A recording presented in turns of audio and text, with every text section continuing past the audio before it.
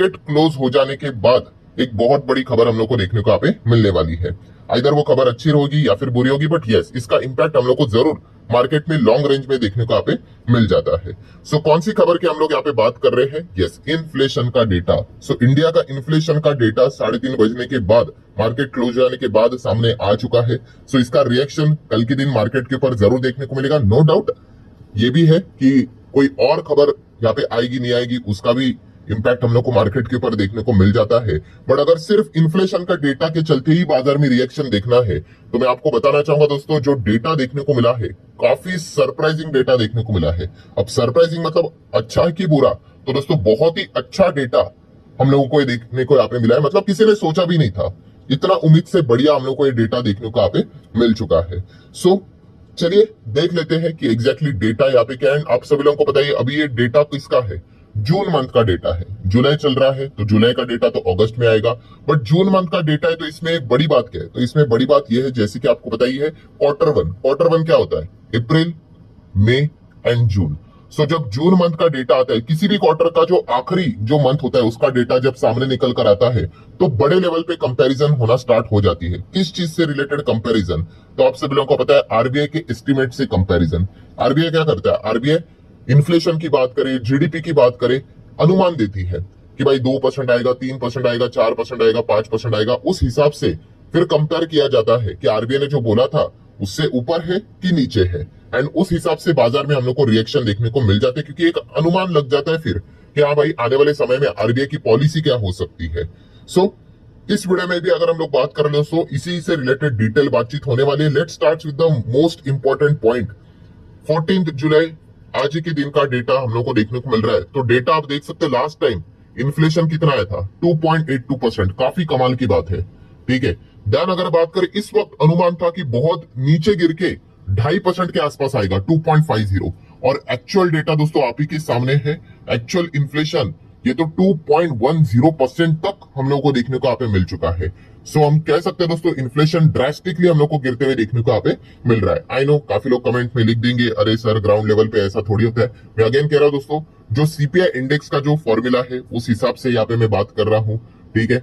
बाकी चीजें अलग होती है, ये हम सभी लोगों को यहाँ पे पता ही है। सो अगर हम लोग यहाँ पे बात करें तो आप देख सकते हो कि अनुमान के हिसाब से बहुत ही ज्यादा इन्फ्लेशन नीचे आते हुए देखने को मिला। हालांकि मैं आपको ये भी एक चेतावनी दे दूं, साफ साफ वीडियो में क्लियर कट बता दूं कि भाई अभी ये 2.10 तो है, अब ये 2 के नीचे नहीं जाना चाहिए, ठीक है। इतना भी नीचे नहीं जाना चाहिए कि मतलब बोलते हैं ना हमेशा, जैसे मैंने आपको सिखाया कि हमारा इन्फ्लेशन का टॉलरेंस बैंड यहाँ पे क्या होता है, ये इस प्रकार से सर्कल बनाया जाता है। ये 2 सर्कल रहते हैं, ठीक है। ये सर्कल में एक चीज बताई जाती है कि 6% के बाहर जाना नहीं चाहिए। 6% के बाहर मतलब खराब। और एक होता है दोस्तों 2%, 2% के अंदर, उसके नीचे नहीं जाना चाहिए।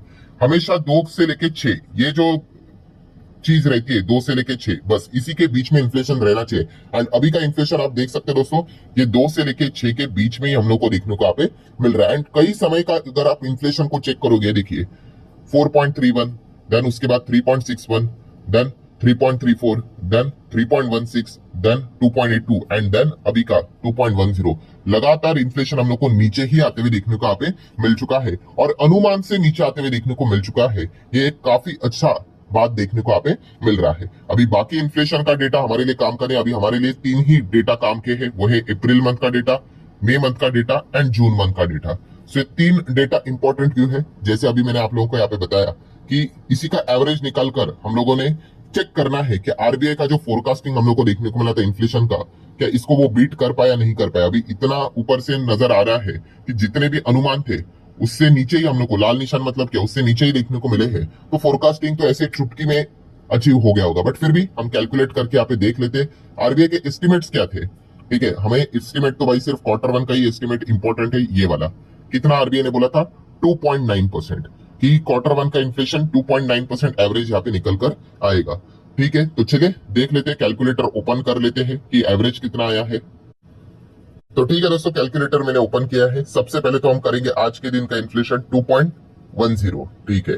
इसको प्लस करेंगे, लास्ट टाइम कितना था? 2.82, ठीक है। एंड इक्वल टू करने के बाद एक और प्लस करेंगे, कितना? 3.16, ठीक है। ये जो अभी मैंने आपको 3 इन्फ्लेशन दिखाए थे, तो कुल मिला के कितना आ रहा है? 8.08। और एवरेज करना है तो भाई ये 3 मंथ का है, तो कितना आ रहा है? 2.693333 करके। सो आप यहाँ पे कह सकते हैं कितना है, 2.6 के आसपास इन्फ्लेशन देखने को यहाँ पे मिल रहा है। आरबीआई का अनुमान कितना था, अभी मैंने आप लोगों को दिखाया था 2.9, एंड यहाँ पे कितना है 2.6।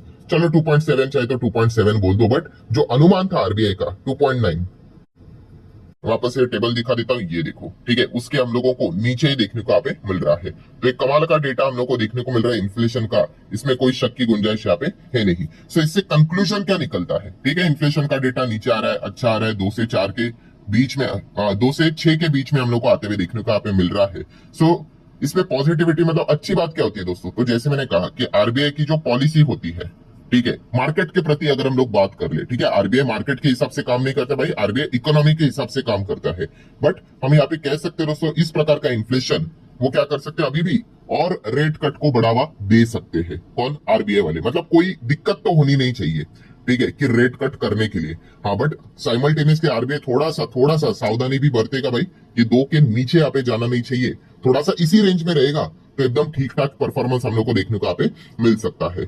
सो बताने का मकसद क्या दोस्तों, जैसे मैंने कंक्लूजन किया कि काफी अच्छा डेटा हम लोग को देखने को मिला। कोई ये नहीं बोलेगा अरे अरे क्या खराब डेटा आया है, ऐसा बिल्कुल भी नहीं। हालांकि मैं बार बार चेतावनी दे रहा कि 2 के नीचे अब जाना नहीं चाहिए। 2.1 भाई ठीक है, जो भी काम किया अच्छा किया भाई, इस लेवल तक चीजें रहना ये अच्छी बात हम लोग को देखने को यहाँ पे मिल जाती है। एंड हालांकि अगर हम लोग देखें तो आरबीआई ने भी थोड़ा अनुमान यहाँ पे दिया था, मतलब आप चेक कर सकते हो 2.9 के रेंज में रहेगा, 2.67 देखने को मिला। अभी अगला क्वार्टर में तो भाई उन्होंने 3.4 का फोरकास्टिंग दिया है, देन 3.9, मतलब उनको भी पता है कि भाई क्वार्टर 1 में ये थोड़ा नीचे ही आने वाला था, जो कुछ ज्यादा ही नीचे आया, बट कोई दिक्कत की बात नहीं। अब हम कह सकते हैं आने वाले क्वार्टर्स में धीमे धीमे करके थोड़ा सा ऊपर ही देखने को मिलेगा, बट फिर भी वो अच्छा ही है। क्यों, क्योंकि जैसे मैंने कहा कि 2 से लेके 6 के बीच में ही देखने को मिल रहा है, और जब भी 2 से 6 के नीचे रहेगा तो कंक्लूजन ये निकल कर आएगा कि रेट कट के लिए हेल्दी एनवायरमेंट बनता है। अब वो आरबीआई करेगा नहीं करेगा वो मल्टीपल फैक्टर के ऊपर डिपेंड करता है, जैसे कि सबसे बड़ा फैक्टर तो होता है क्रूड ऑयल, ठीक है। बीच में आप सभी लोगों को पता ही है कि क्रूड क्या रॉकेट की तरह भागा था, वही इजराइल ईरान के वॉर के चलते आपको पता ही है कि कितना जबरदस्त तेजी आई थी। अगर इस प्रकार की कोई घटना हो जाती है तो फिर हम कह सकते हैं आरबीआई के हाथ भी बंद जाते हैं कि नहीं भाई थोड़ा सा संभल कर चलो। एंड अभी भी आप देख सकते हो क्रूड वापस 70 के रेंज में आते हुए देखने को मिला, इनफैक्ट लगातार बढ़ रहा है। क्यों, इसके पीछे का रीजन भी आपको पता है, टैरिफ की पागलपंती। ट्रम्प भी आप सभी लोगों को बताइए हमारे ऊपर भी 500% टैरिफ की बात कर रहा है, ठीक है। रशिया से ऑयल खरीदोगे तो 500% का टैरिफ, एंड अगर ऐसा हो गया तो आप सभी लोगों को पता है इंटरनेशनल मार्केट के क्रूड के दाम भयंकर बढ़ जाएंगे। मतलब क्या है कि ये सारी चीजें भी देखनी पड़ती है आरबीआई को कि भाई सिचुएशन कैसे चल रहा है। सबसे इंपॉर्टेंट कंपोनेंट तो क्रूड ही रहता है, ठीक है, क्योंकि क्रूड आपको पता ही है हमारे रिक्वायरमेंट का 80% से ज्यादा क्रूड हम इंपोर्ट करवाते हैं, एंड डॉलर के हिसाब से हम लोगों को पेमेंट यहाँ पे करना पड़ता है, तो दिक्कत तो यहाँ पे होती ही होती है। सो ये सारी चीजें मद्देनजर रखते हुए क्या करना पड़ता है, आरबीआई को डिसीजन यहाँ पे लेने पड़ते हैं। बट इतना मैं कह सकता हूँ दोस्तों कि ओवरऑल कंक्लूजन, फाइनल कंक्लूजन कि ये डेटा तो हम लोग को अच्छा देखने को यहाँ पे मिला। मैं अगेन कह रहा हूँ भाई, मुझे पता है काफी लोग कमेंट करेंगे अरे सर इन्फ्लेशन, मेडिकल इन्फ्लेशन देख लो, स्कूल की फीस देख लो, वो तो हर किसी को यहाँ पे पता ही है। बट जैसे मैंने आपको बताया ये जो सीपीआई इंडेक्स का जो बास्केट है उसमें सबसे बड़ा वेटेज क्या होता है, सीरियल्स, अनाज, खाने पीने की चीजें, वेजिटेबल, उसका हम लोगों को ज्यादा कंट्रीब्यूशन देखने को मिल जाता है, ठीक है। एंड हमारा देश भी आपको पता है कृषि प्रधान देश है भाई, फार्मर, एग्रीकल्चर, तो उस कॉन्टेक्स्ट में इन चीजों को यहाँ पे देखा जाता है। तो ये भी पॉइंट मैं आप लोगों को यहाँ पे बताना चाहूंगा, एंड उस हिसाब से हम लोगों को ये इन्फ्लेशन से रिलेटेड कैलकुलेशन एंड उससे रिलेटेड पॉलिसियां देखने को यहाँ पे मिल जाती है। सो फाइनल कंक्लूजन इतना ही कहना चाहूंगा दोस्तों, काफी कमाल का डेटा देखने को मिल चुका है। हाँ, अब कल अगर देखा गया तो इस डेटा के चलते एक पॉजिटिव रिएक्शन तो मार्केट में तो यहाँ पे बनता है, बट जैसे कि मैंने कहा कि भाई बाजार पे मल्टीपल चीजें होती हुई देखने को मिल जाती है। कल तक मार्केट ओपन होने के लिए